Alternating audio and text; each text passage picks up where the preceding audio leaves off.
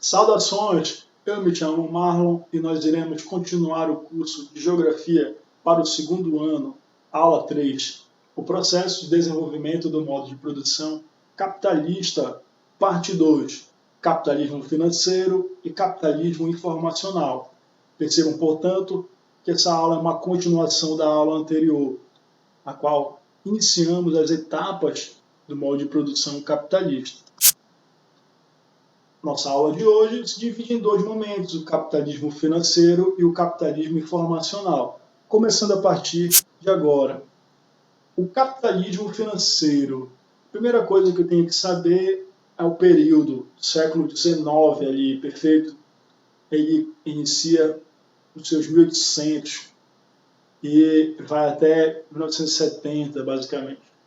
Bom, o capitalismo financeiro, ele acontece no momento em que o capitalismo industrial anterior se desenvolveu tanto, né, acumulou tantos bens, o capitalismo industrial ele gerou uma produção de mercadorias absurda, né, que ele teve o seu limite. Por que, professor, o seu limite? Imagina, é necessário ter cada vez mais matérias-primas para se produzir em ritmo industrial. É necessário que você tenha mercado consumidor para vender essas matérias-primas. Tudo isso tem limite, tudo isso tem fim. Bom, o capitalismo financeiro ele veio exatamente para tentar solucionar esse problema do fim, do limite do capitalismo industrial, avançando em alguns aspectos. Então, o que prega o capitalismo financeiro? Né? A necessidade de novas fontes de matérias-primas. Foi o capitalismo financeiro, né, que levou, por exemplo, as nações industriais da época a procurarem novos territórios ali em busca de matérias-primas e mercado consumidor. Foi o momento que aconteceu o neocolonialismo. Olha só, novas colônias, neocolonialismo, o imperialismo, a formação de impérios capitalistas. O que vai acontecer? Vai haver a divisão da África, perfeito? A partilha da África entre as principais potências industriais na época, em busca de matérias-primas, perfeito, para a produção em escala industrial.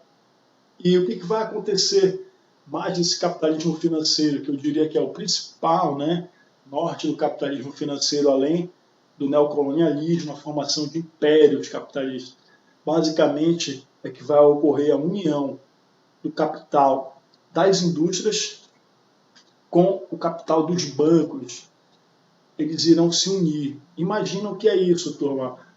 A indústria começa a se unir, toda aquela produção, a riqueza, o lucro gerado dentro do espaço industrial, tudo isso passa a se unir com o capital bancário, com os bancos. Isso vai formar impérios capitalistas, turma. Isso vai formar um capital, uma acumulação ainda não vista no mundo, né? Uma territorialidade que acumula tanto que leva à formação de impérios capitalistas. Imagina, o banco empresta dinheiro para a indústria, perfeito? Empresta dinheiro para a indústria e a indústria executa a escala da produção. Depois a indústria paga para esses bancos em juros. Imagina então se a indústria se une com esses bancos. Tudo só passa a ser uma coisa só. Então o capital está conglomerado, está unido. Foi isso que aconteceu, a união das indústrias com os bancos levou então à formação de impérios. E esses impérios que você vai observar são basicamente algumas multinacionais que começam a aparecer nesse momento, que irão monopolizar o mercado, né? Serão tão grandes que irão consumir a concorrência, não vai ter mais concorrência, eles vão atuar em uma escala de monopólio, dominar o mercado, dominar os preços. Perfeito? Aí você tem a Nestlé, a Coca-Cola, a Fiat, a formação de tanto dinheiro, vai gerar tanto capital que é necessário converter isso em bolsa de valores, né? Grandes escritórios, casas comerciais, perfeito? Que irão aparecer a partir do capitalismo financeiro, que irão possibilitar a reprodução desse capital que já é enorme. Então aí você observa, por exemplo, algumas empresas que nasceram, né, foram fundadas nesse momento do capitalismo financeiro, fruto da união dos bancos com as indústrias. Olha só, Você tem na Suíça a Nestlé, 1866 a Nestlé. Na Alemanha você tem a Deutsche Bank, a Siemens na Alemanha também, a Mitsubishi no Japão, a 1880. Aí você tem a Coca-Cola nos Estados Unidos, 1886, são bem próximos, né? O momento de fundação aí, dessas empresas.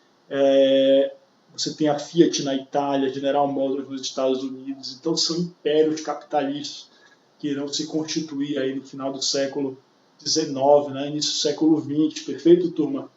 Grandes empresas, corporações que irão controlar o mercado capitalista mundial.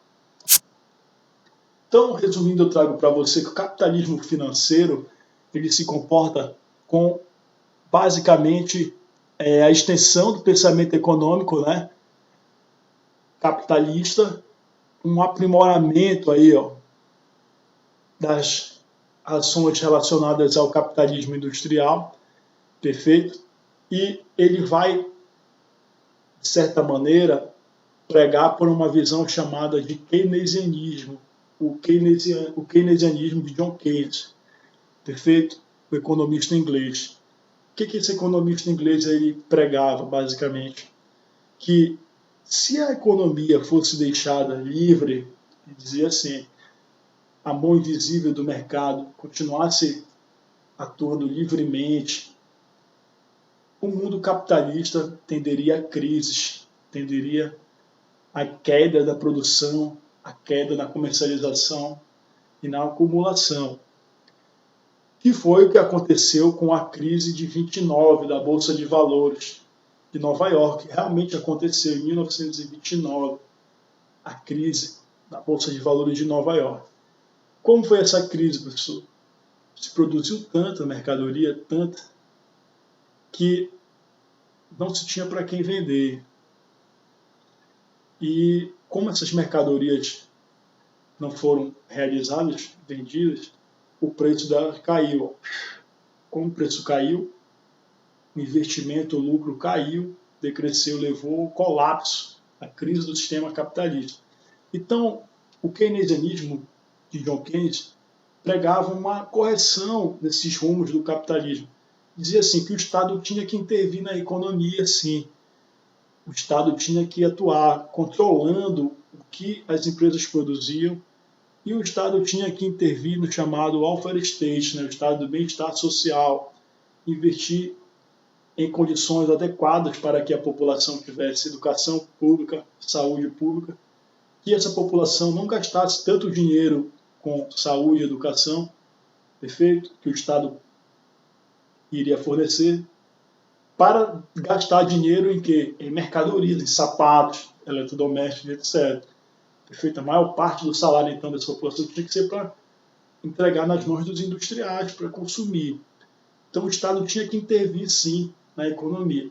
Então, esse foi a grande ideologia, digamos assim, que norteou o capitalismo financeiro. Tudo bem? Aí, principalmente a partir de 1929, o keynesianismo. Beleza? Bom, mas o capitalismo ele se tornou ainda mais evoluído, se aprimorou ainda mais. Isso a partir de 1970. O que vai acontecer, professor, em 1970, século XX já? Esse capitalismo ele se torna capitalismo informacional, de informação. Há, na verdade, turma, uma verdadeira revolução chamada de técnica científica e informacional a partir da década de 70. A ciência e a técnica se unem, formando grandes meios de telecomunicações velozes, acelerados, rápidos, conectando os espaços mundiais, turma. Conectando por aviões, por a rede mundial de computadores. Então, a partir de 1970, começa esse grande avanço que potencializa ainda mais a produção industrial no sistema financeiro. Torna esse sistema como o local desse sistema, a fábrica, passa a ser não só aquela fábrica ali, como era no período industrial, aquela casa, não. O local, a produção desse sistema passa a ser global, planetária. Hoje, por exemplo, os aviões são produzidos em vários países ao mesmo tempo. Então, por exemplo, a turbina é produzida na França, os pneus já no Brasil, na Alemanha tecnologia, nos Estados Unidos se produz então os motores e por aí vai.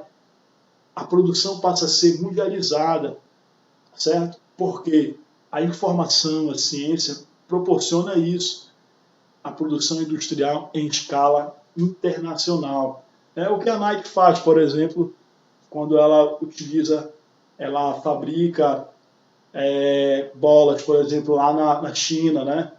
Costura bolas na China, que a mão de obra é barata, perfeito? E vende aqui no Brasil, vende também na China e por aí vai.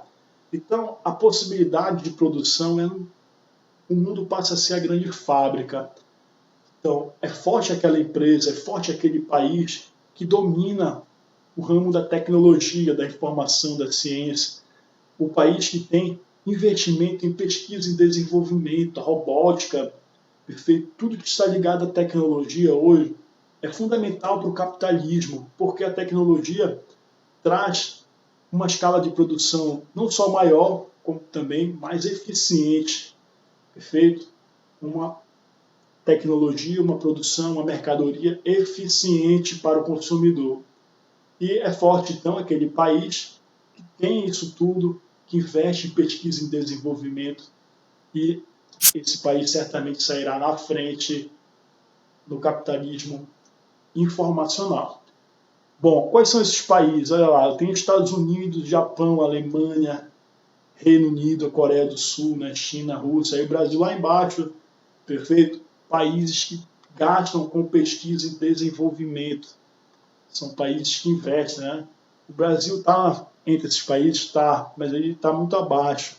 Perfeito? Tanto é que nós não somos uma potência tecnológica. A gente compra tecnologia dos Estados Unidos, a gente compra da Alemanha, e aqui a gente acaba simulando, fazendo simulacros dessas tecnologias, porque há pouco investimento em ciência e tecnologia comparado com essas grandes potências. Perfeito? Aqui eu trago um mapa para você dessa lógica da distribuição espacial, da pesquisa e desenvolvimento no mundo. Quais são as principais potências que dominam, controlam isso aí, perfeito?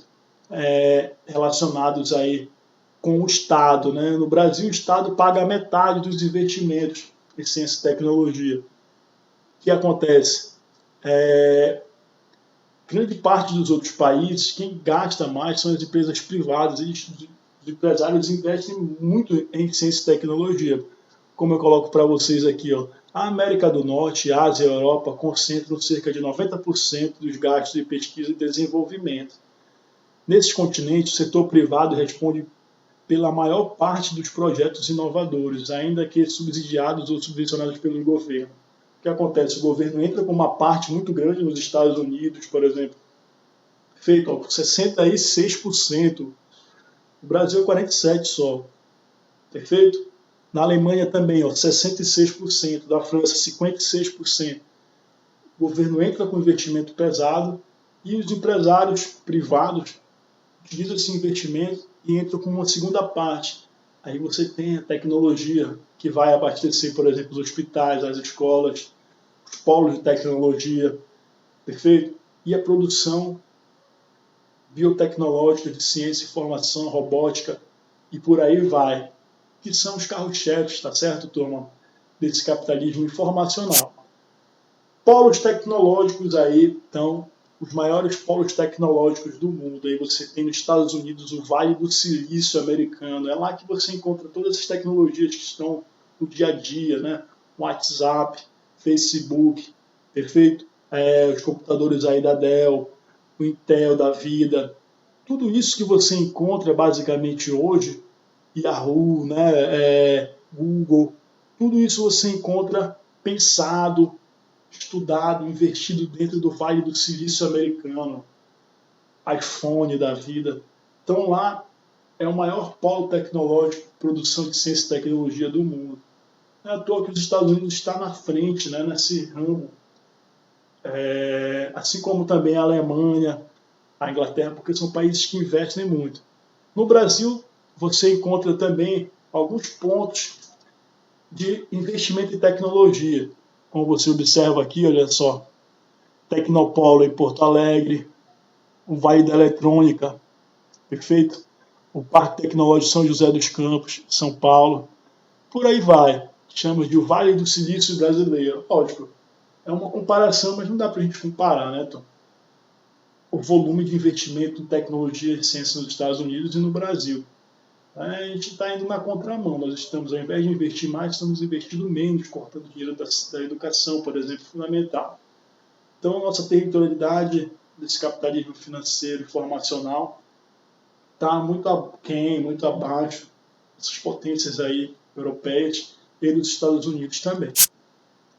Aqui eu trago uma nova forma para vocês de resumo do capitalismo informacional, que vai nortear o neoliberalismo, um novo liberalismo econômico.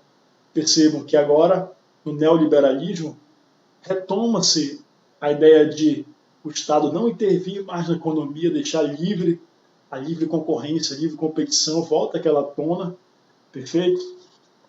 Do neoliberalismo, pautado lá no liberalismo econômico de Adam Smith, se retoma novamente essa lógica que orienta o capitalismo informacional, perfeito? E, basicamente, visa disciplinar a economia de mercado, aceita uma intervenção mínima do Estado para assegurar a estabilidade monetária e a livre concorrência. Então, a diferença é que ele aceita o Estado intervindo, mas minimamente. Tem uma crise, por exemplo, o Estado vem com dinheiro, investe dinheiro na economia para resolver a crise. Só aí, pronto. O Estado só serve para isso. A ideologia neoliberal, ela quer novamente a concorrência, a competição livre, perfeito, que orienta essa lógica neoliberal. Então, turma, com isso a gente encerra aqui a aula do capitalismo informacional e do capitalismo financeiro, concluindo as etapas do modo de produção capitalista. Espero que você tenha entendido. Não esqueça de fazer, então, os exercícios do SIGA-A, são muito importantes para o êxito ao final desta jornada. Porque na próxima aula falaremos sobre o capitalismo imperialismo, império, século XIX e XX, e o surgimento do neocolonialismo. Vamos ver como isso tudo influencia nesse século XIX e vai levar, por exemplo, à Primeira Guerra Mundial, na aula 5. Tudo bem? Um grande abraço e até a próxima.